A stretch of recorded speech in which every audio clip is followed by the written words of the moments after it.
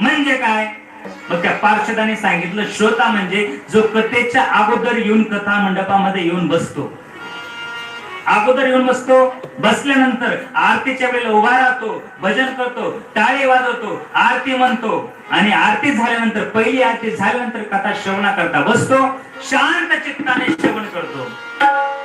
ज्या ज्या वेळेला भजन होईल त्या वेळेला टाळी वाजवतो, ज्या ज्या वेळेला नामचिंतन होईल त्यावेळेला पाठीमागे जप म्हणतो, भजन म्हणतो, त्याला म्हणायचं श्रोता.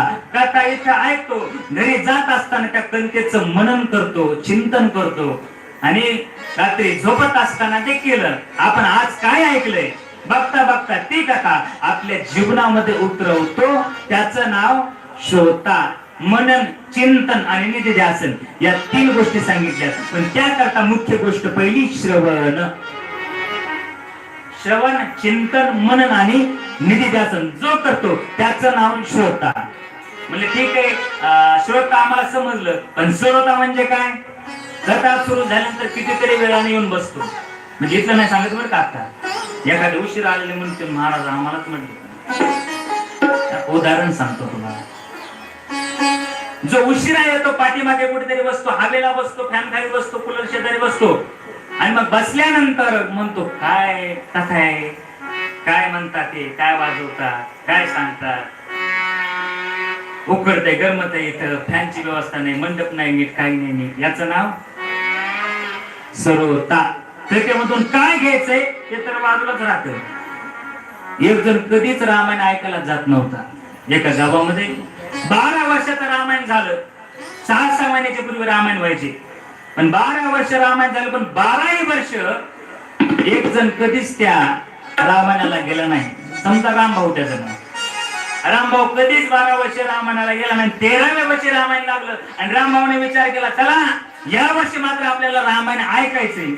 मग 13व्या वर्षी त्या रामभाऊने 6 महिन्याचं रामायण ऐकलं. गावामधले सगळे विचार करायला लागले, रामभाऊ 12 वर्ष कधीच रामायणाला आला नाही, पण 13व्या वर्षी मात्र रामभाऊने सगळं रामायण ऐकलं. चला त्याला विचारू त्याच्यात काय बदल झाला रामायण ऐकून.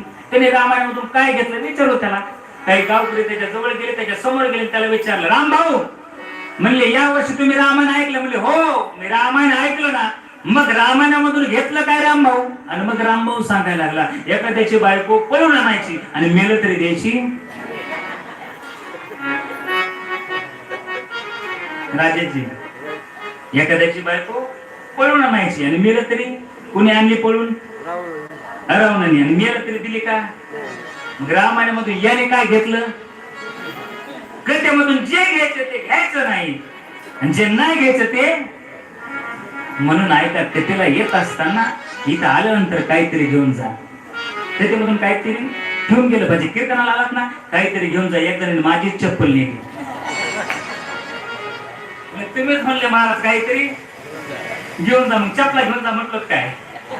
प्रेमचे बोल राधे राधे. श्रोता आम्हाला समजला, श्रोताही समजला, पण श्रोता म्हणजे काय? श्रोता म्हणजे जो कथेला येतो, अगोदर पाहतो टेकायला कुठे, इथं टेकायला कुठे, कूलर कुठे लावलेले, गार पाणी भरले का, त्याच्यात पाण्याचं शावर सुरू केले का, बस तिथं बसतो आणि मग कथा, इकडे कथा सांगायची सुरू आणि इकडे मात्र सुंदर भजन सुरू, संगीत वाजते, हवा लागते, हवेची झुळूक आली आणि याला बघता बघता झोप, बसल्या बसल्या झोपी जातो. त्याचं नाव श्रोता. काय ऐकलंय, कशा करता आलोय, काय घेऊन जायचंय, याचं काय देणं घेणं नाही. त्याला म्हणायचं श्रोता. श्रोता, श्रोता आणि श्रोता. मग आपल्याला काय व्हायचंय हे आपण ठरवायचं. गोपाल कृष्ण भगवान की.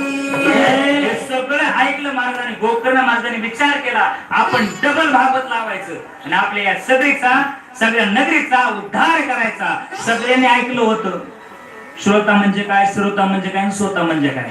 सगळे गावकरी म्हटले आपल्या सगळ्यांना आता श्रोता व्हायचंय. डबल भागवत लावलं आणि जसा प्रभू रामचंद्राने आपल्या अयोध्येचा उद्धार केला, तसा या गोकर्ण महाराजांनी आपल्या उत्तम नावाच्या नगराचा, सगळ्या लोकांचा भागवत लावून उद्धार केला. गोपाल कृष्ण भगवान की.